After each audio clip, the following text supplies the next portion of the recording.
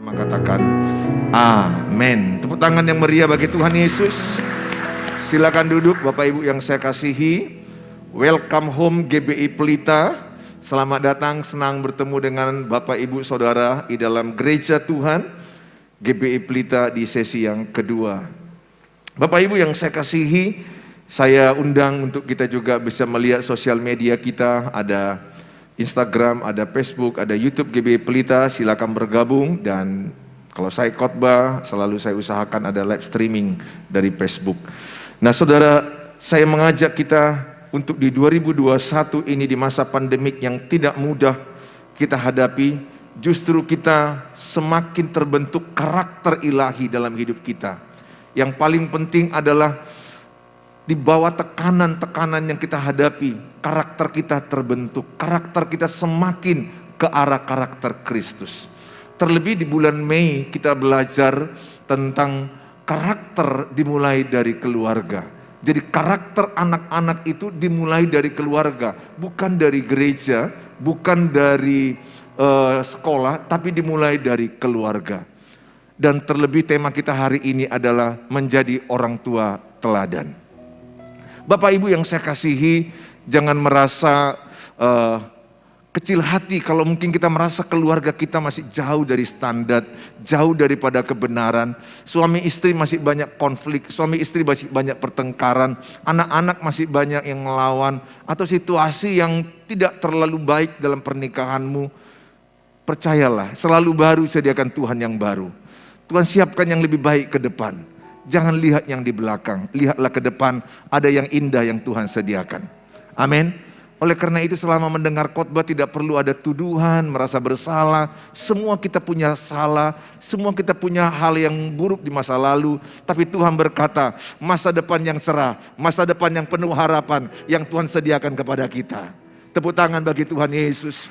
Saya bawa kita semua tetap semangat untuk mendengarkan firman Tuhan. Hari ini saya mengajak kita sama-sama untuk ada yel-yel kita sedikit bahwa menjadi orang tua teladan. Kalau saya katakan keluarga sehat, katakan gereja sehat. Keluarga kuat, gereja kuat. Kalau saya katakan keluarga sehat, keluarga kuat. Iya, saudara belum kuat mengucapkannya. Mungkin storingnya bisa diperbaiki sebentar. Ya, keluarga sehat,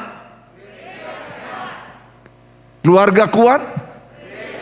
Jadi duluan mana? Keluarga dulu. Kalau saya bilang keluarga sehat, gereja sehat. Keluarga kuat, gereja kuat.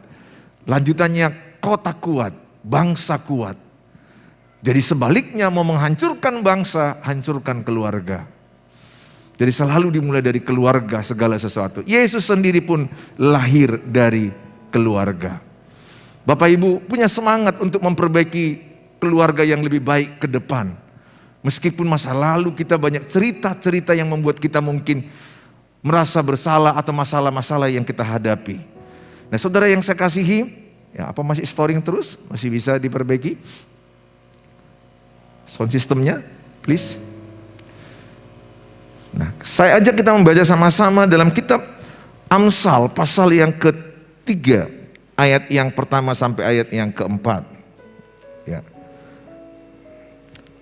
Kita akan belajar yang pertama adalah bagaimana orang tua memberikan teladan dalam mengasihi, teladan dalam kesetiaan kepada anak-anak.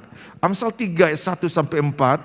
Hai anakku, janganlah engkau melupakan ajaranku dan biarlah hatimu memelihara perintahku, karena panjang umur dan lanjut usia serta sejahtera akan ditambahkannya kepadamu. Ayat 3 sama-sama kita baca, 1, 2 ya. Janganlah kiranya kasih dan setia meninggalkan engkau. Kalungkanlah itu pada lehermu, tuliskanlah itu pada loh hatimu. 4 sama-sama. Maka engkau akan mendapat kasih dan penghargaan dalam pandangan Allah serta manusia. Kitab Amsal adalah tulisan daripada Salomo, di mana ini dikenal dengan kitab hikmat, kitab pengertian, kitab pengetahuan. Jadi kalau kita banyak membaca Amsal, kita akan mendapat banyak hikmat, banyak pengertian, banyak pengetahuan. Saudara yang saya kasihi, hari ini kita diajari bagaimana menjadi orang tua yang teladan, menjadi teladan bagi anak-anak, bagi lingkungan kita. Saya sudah sampaikan bahwa anak-anak itu lebih mudah menangkap yang dilihatnya daripada yang didengarnya. Ketika orang tua berkata jangan merokok, tetapi orang tuanya merokok, maka anak-anakmu akan menjadi lebih mudah untuk merokok. Karena prinsipnya apa yang kita lihat lebih berpengaruh daripada apa yang kita dengar. Makanya penting sekali kita mempertontonkan, penting sekali kita menunjukkan kepada anak-anak bagaimana cara kita hidup di dalam sebuah keluarga sehingga anak-anak itu akan menyerap yang baik. Terlebih di tahun 0 sampai 8 tahun, usia keemasan, dia menyerap sangat super cepat. Ketika dia melihat negatif, dia tangkap negatif. Ketika lihat positif, dia tangkap positif. Ketika orang tua bertengkar, dia tangkap dalam memori alam bawah sadarnya pertengkaran itu.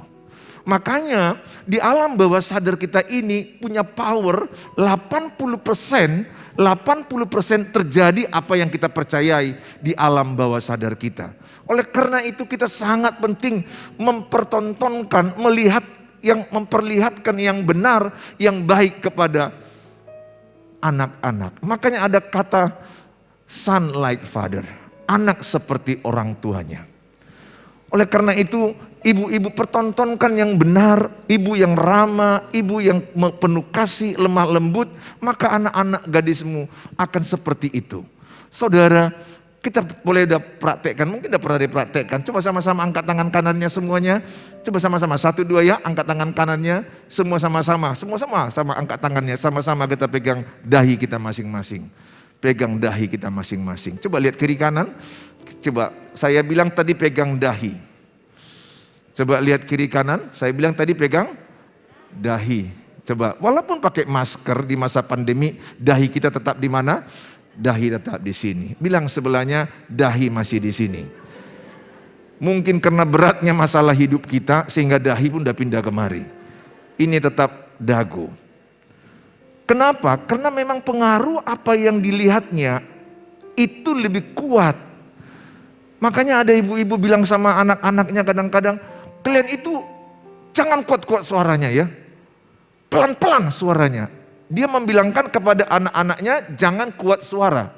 Tapi dia sendiri kuat suaranya. Paling sering itu ibu-ibu bilang, kuat-kuat kali suara kalian, terganggu mama tidur. Pelan-pelan ngomongnya. Anaknya bilang, lebih kuat suara mama daripada suaraku. Oleh karena itu saya mengajak sama kita, mari kita belajar mempertontonkan, menunjukkan kasih agape kepada anak-anak. Hari ini saya terangkan tentang kasih agape kepada orang tua. Bagaimana orang tua mengasihi anak-anaknya. Pada ayat yang ketiga dikatakan, kalungkanlah kasih dan kesetiaan kepada anak-anakmu, kepada keturunanmu. Mari kita tanamkan betapa orang tua sangat mengasihi anak-anaknya. Anak-anak itu bisa gagal, anak-anak itu bisa salah, anak-anak itu bisa jatuh bangun, dan tetaplah kita mengasihinya dengan kasih agape. Apa kasih agape?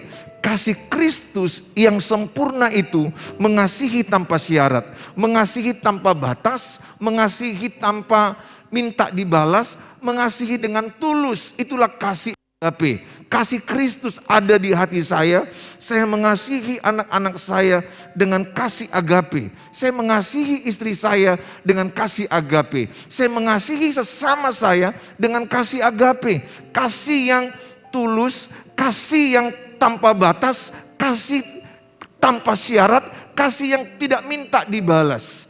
Kalau itu ada di hatimu, maka ada damai dan sukacita dalam rumah tanggamu. Yang sering terjadi adalah kita mengasihi anak-anak kita dengan syarat. Saya pernah melihat orang tua hanya gara-gara anaknya coret-coret dinding atau bermain-main agak ribut, orang tuanya udah pukul anaknya dengan luar biasa. Bentak anaknya luar biasa. Bahkan menyebut nama-nama binatang kepada anaknya. Satu waktu saya melihat ada seorang ibu di tetangga saya memukul anaknya hanya gara-gara anaknya ribut. Tetangga saya persis di depan saya. Dia kemudian ambil pukulan, dia pukul anaknya dengan kuat, anaknya menangis hanya gara-gara anaknya ribut. Berbahagialah kalau anak-anak kecilmu masih bisa ribut bermain-main. Apa jadinya kalau anak-anakmu dari pagi sampai malam mau tidur tetap dia melongo aja sambil mulutnya terbuka terus terdiam gini. Kita lebih takut. Kami dokter lebih takut melihat anak yang kalau bawa berobat tidak nangis. Kami lebih senang melihat anak-anak yang berobat ya kalau nangis tandanya masih hidup. Kalau dia tidak menangis, diam saja tandanya berbahaya. Apalagi bayi yang dilahirkan. Kalau nggak ada nangis, tanda-tandanya kematian dekat sama dia. Maka bayi itu perlu lahir dan dia menangis. Nah saudara yang saya kasihi, berhentilah memukul anak. Kasihilah dia, peluk dia. Bapak-bapak yang saya kasihi. Saya mau sampaikan, nggak terasa anak saya Jamie ini udah kuliah tahun ini. Anak saya sudah sarjana yang pertama. Kalau saya ingat waktu itu sangat begitu cepat. Jangan sampai memori yang ditanamkan kepada anak-anak adalah hal-hal yang negatif yang tertanam di alam bawah sadarnya. Yang dia ingat adalah pukulan, yang dia ingat adalah kritikan, yang dia ingat adalah amarah, yang dia ingat adalah perbandingan. Saudara yang saya kasih dalam nama Tuhan Yesus. Bapa di sorga mengasihimu tanpa syarat. Bapa di sorga mengasihi saya tanpa syarat. Sebagaimana Bapa di sorga mengasihi saya, begitu saya mengasihi keluarga saya. Saudara, saya mengajak setiap kita sama-sama teladankan kasih Tuhan kepada anak-anakmu dengan benar. Teladankan kasih Tuhan lewat cara berkomunikasi yang benar kepada anak-anak. Anak-anak butuh didengar, butuh diperhatikan. Ketika anak-anakmu bicara, usahakan bisa lihat matanya dengan baik. Ini penyakit jiwa yang sekarang ini disebut namanya pabing. Pabing itu adalah orang yang ketika diajak bicara, tidak lagi lihat lawan bicara, tapi lihat handphonenya. Ini namanya gangguan jiwa, namanya pabing. Ini yang banyak sekarang penyakit jiwa di zaman pandemi ini.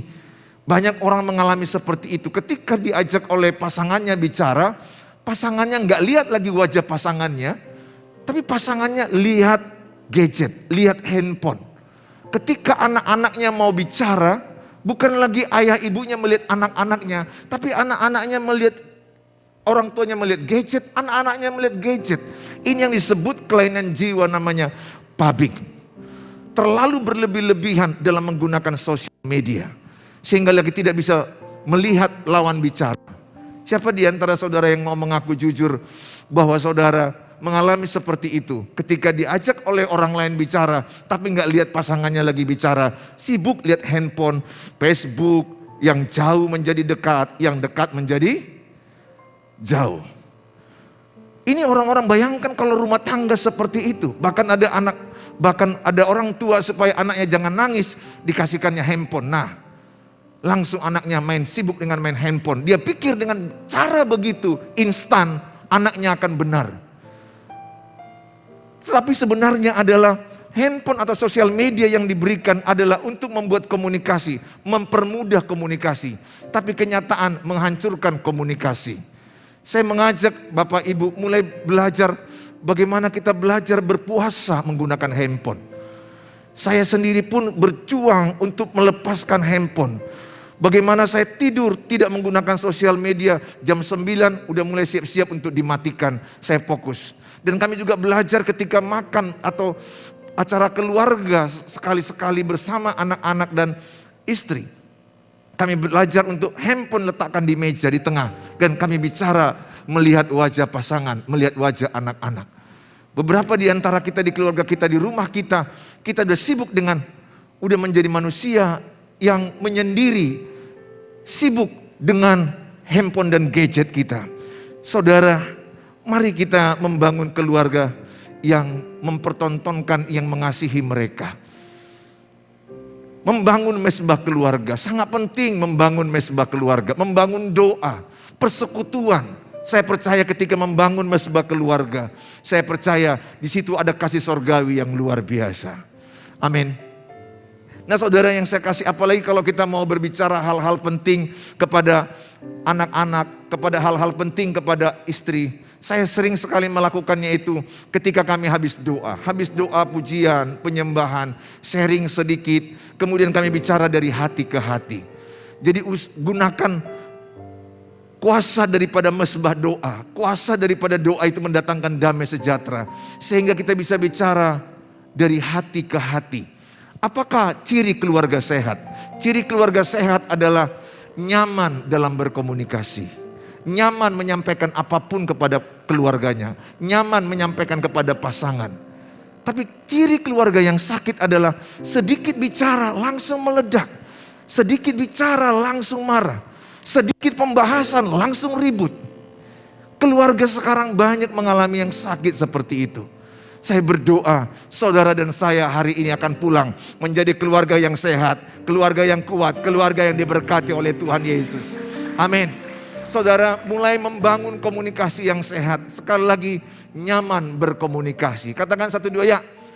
Nyaman berkomunikasi. Coba lihat pasanganmu, kiri kananmu, apakah nyaman berkomunikasi? Amin. Saya lihat ada beberapa kadang-kadang takut menyampaikan sesuatu, takut meledak. Nanti kalau saya ngomong bertengkar, kalau saya ngomong nanti jadi meledak. Lebih bagus tidak bicara. Akhirnya masalah jadi dipendam. Saya terus mengembangkan komunikasi yang sehat kepada istri, kepada anak-anak saya. Kadang-kadang saya juga bisa meledak, istri saya juga bisa meledak, anak-anak juga bisa meledak. Tapi ketika kita berdoa, ada atmosfer sorgawi. Saya percaya keluarga itu akan mudah berkomunikasi.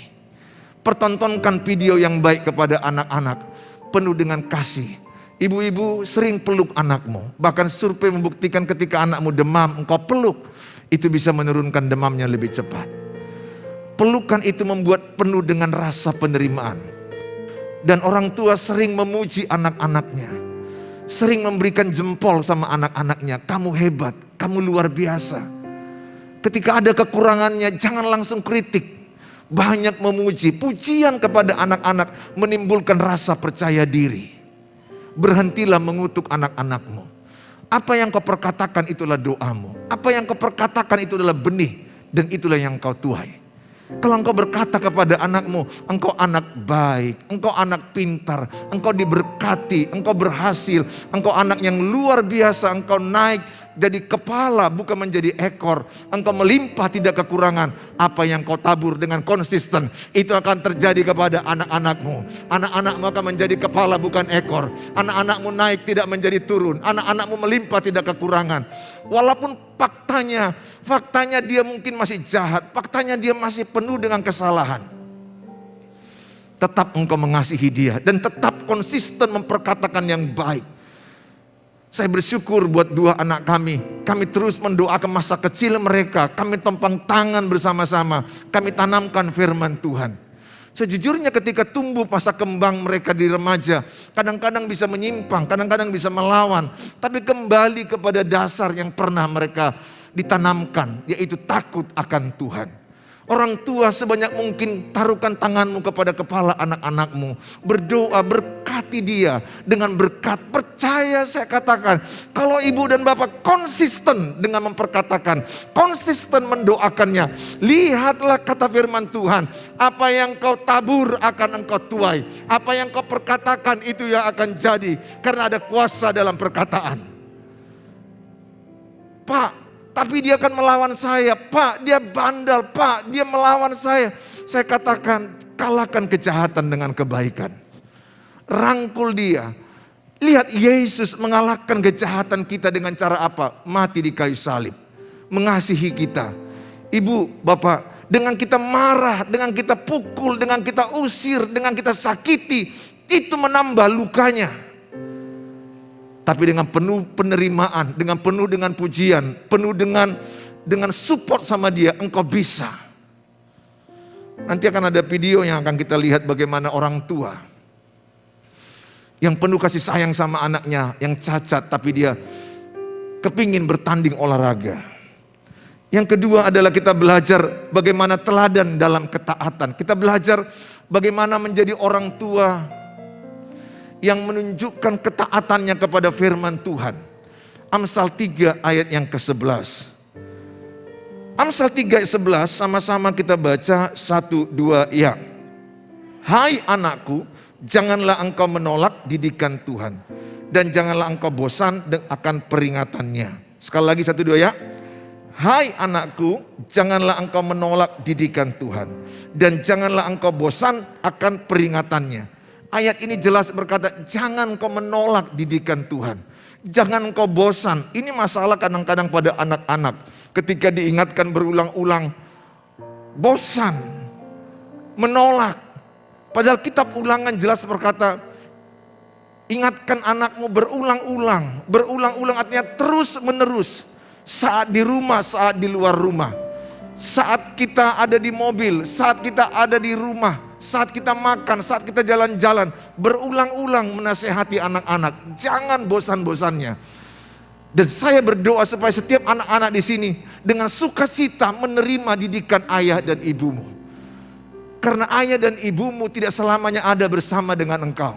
Satu waktu ayah dan ibu kita tidak ada. Yang perlu kita ingat adalah didikannya, nasihatnya. Makanya penting sekali kita menanamkan didikan kepada anak-anak. Dan anak-anak penting menerima, mendengar didikan. Satu waktu ayahmu dipanggil Tuhan, satu waktu ibumu dipanggil Tuhan.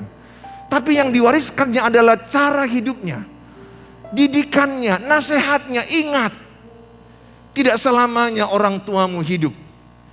Apalagi di masa pandemi ini, berita orang meninggal kadang-kadang sangat mengejutkan. Kita baru dengar dia masih bagus, tiba-tiba sudah tidak ada lagi. Yakobus 4 ayat 14 berkata, hidup ini seperti uap, sebentar ada lalu lenyap. Makanya saya kadang-kadang ambil di Facebook, saya merekam ketika mama saya bicara tentang nasihat sama kami, nyanyi bersama-sama, saya masukkan di sosial media. Karena saya berpikir, entah kapan dia dipanggil Tuhan, entah kapan saya juga dipanggil Tuhan.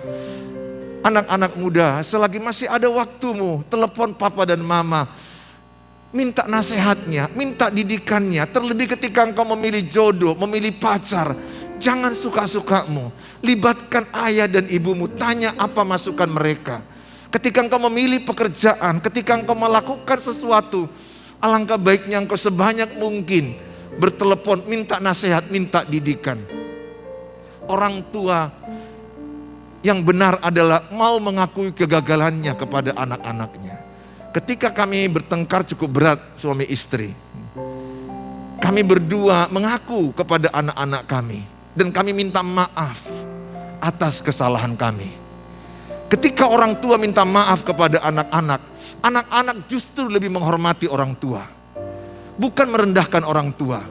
Belajarlah dari jadi orang tua yang mau minta maaf. Mau dengan jujur berkata, maafkan papa, papa mama tadi bertengkar. Jangan bilang, tadi kami gak bertengkar, diskusi.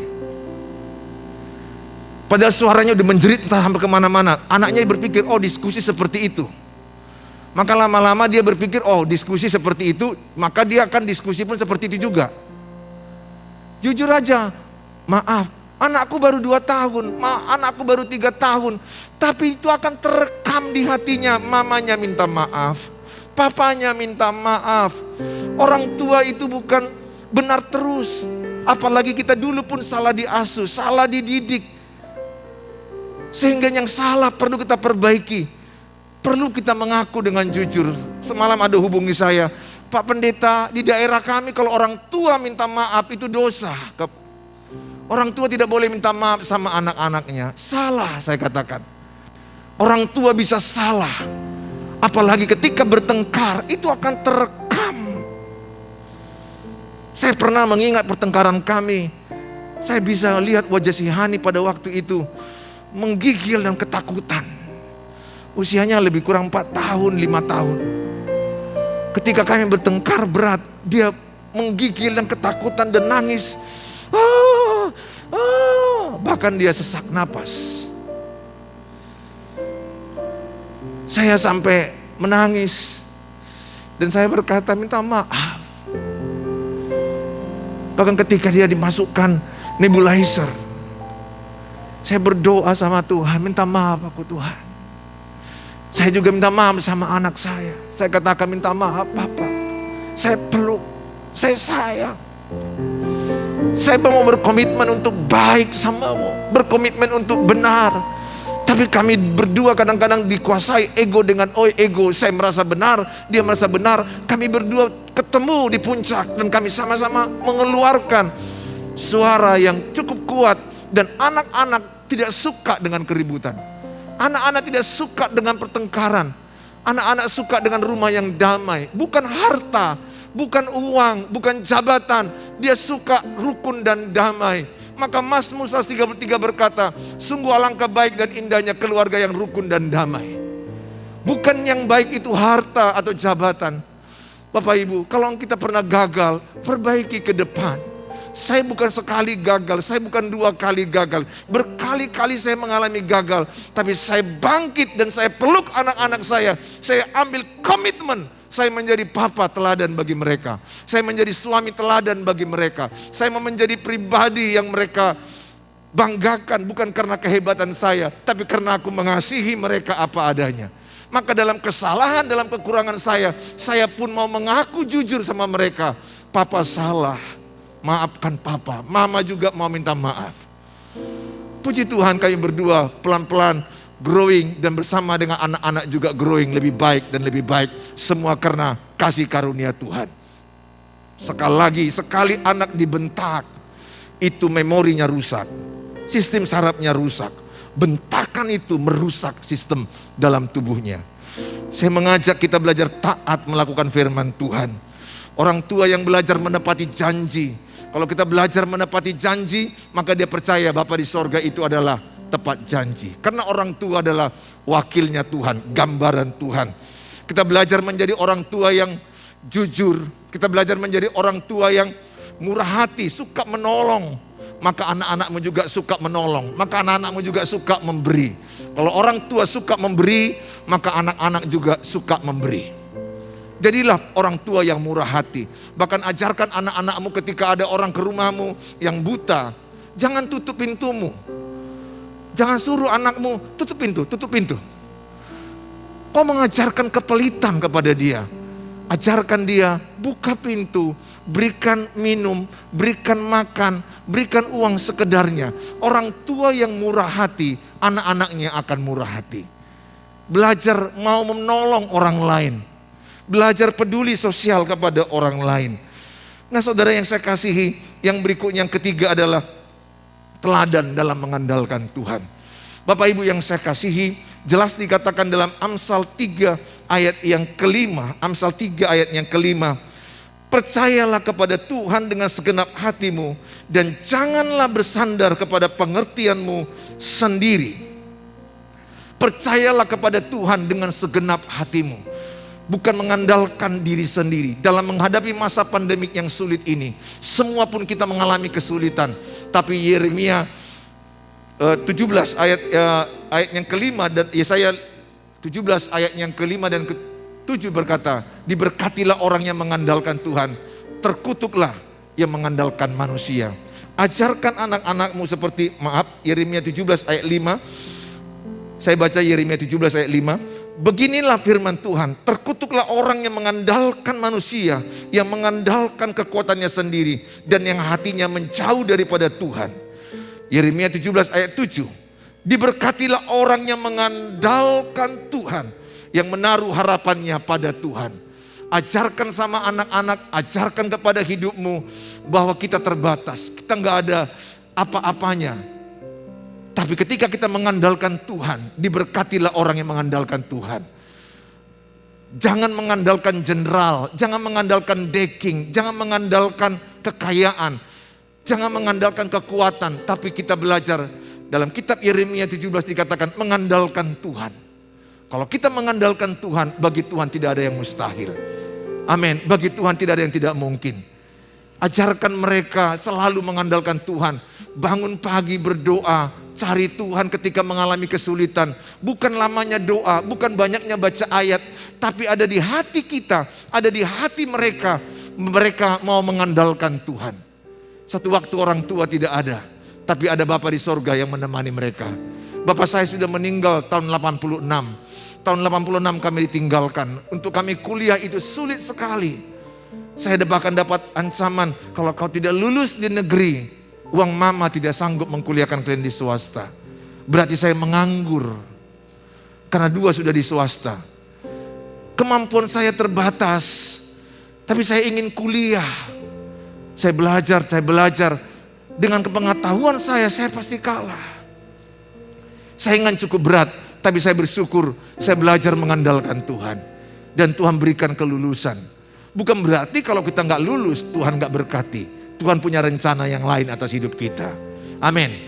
Oleh karena itu saya mengajar sama-sama, tunjukkan teladan kepada anak-anak kita. Karena apa yang kita perlihatkan, itu akan menjadi contoh yang baik bagi mereka. Kita akan lihat tayangan video bagaimana seorang bapa yang mengasihi anaknya dalam kecacatan, dilahirkan bernama Rick dan papanya bernama Dick, dan mereka ini dia ingin menjadi seorang atlet dalam, ini kisah nyata, kisah asli yang mungkin sebagian tidak pernah nonton. Kita akan lihat bagaimana papa menunjukkan kasih kepada anaknya dalam keterbatasannya, dalam kekurangannya.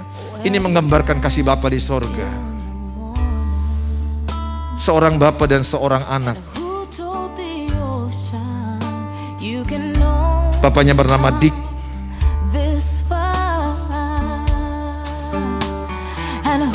Anaknya bernama Rick. Ini juga kasih ibu kepada anak-anaknya, bukan hanya bapak. Karena satu tragedi, dia lahir tidak dapat berjalan, tidak dapat bicara. Tragedi waktu dia dilahirkan, dia nggak bisa bermain.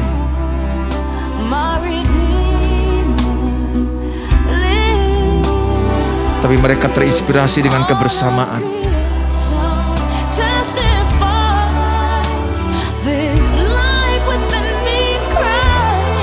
Dick satu waktu kepingin untuk ada di sekolah umum dan kepingin juga untuk ikut pertandingan. Dia menggunakan spesial komputer. Dengan segala keterbatasan dia dilahirkan. Tapi ketika dia Rick berusia 15, dia menyampaikan kepada orang tuanya, kepada papanya, untuk ikut berlari, bertanding.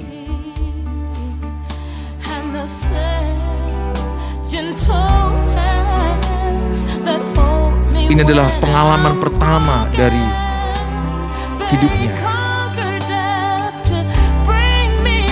Lihat papanya bersemangat untuk bersama-sama berlari.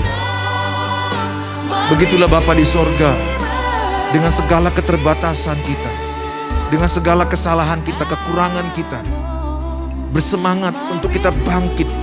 Jangan menyerah. Bagaimanapun keadaanmu, bagaimanapun kegagalan, kesalahanmu, kekuranganmu, Tuhan bilang, ayo kita bersama, kata Tuhan. Hidupmu bisa diperbaiki, hidupmu bisa lebih baik, hidupmu bisa lebih benar. Jangan putus asa dengan keadaanmu. Mereka mengikuti maraton. Bapaknya semangat. Ini kisah nyata di Boston. Berenang. Dia letakkan anaknya di boat. Dia berenang membawa. Begitulah Bapa di sorga. Dia menggendongmu ketika engkau lelah. Ketika engkau putus asa, dia berkata, don't give up. Semangat jalani hidup ini. Jangan menyerah dengan pernikahanmu. Jangan menyerah dengan keluargamu. Jangan menyerah dengan situasi hidupmu. Bersama Bapa kita bisa. Bersama Bapa kita sanggup melakukannya. Lihat bapaknya semangat mendayung dengan segala kecacatan, keterbatasan. Inilah Bapa yang teladan. Inilah ibu yang teladan. Bukan hanya bapak, tapi ibu yang teladan bagi anak-anaknya. Berjuang. Perbaiki apa yang kurang. Mereka akhirnya sampai ke finish dengan terakhir. Tetapi semua penonton tidak berlari menunggu kedatangan mereka.